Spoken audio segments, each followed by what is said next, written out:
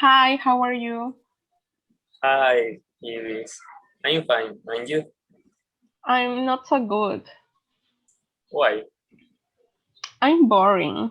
I think let's do something together. Shall we have a picnic in the park on Friday? Yes, good idea. I'll bring picture of sandwiches and we can see a movie in our cell phones. Yeah, sounds great. I will bring cookies or crackers. Where shall we meet? Let me at my house and then we go to Sound Park. Shall we invite Milena too?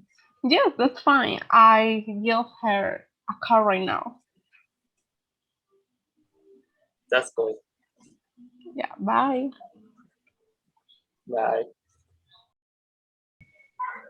Hi, Iris. How are you? Hi, I'm fine. You? Very fine. I want to go out. Let's do something together. Sure, we have a dinner in a restaurant on Saturday. Oh no, I'm afraid I can't.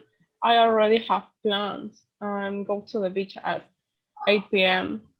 Shall we play volleyball on Sunday instead? Great. Where should we meet? Let's meet in Terminal of Guayaquil. Shall we invite to Emily too?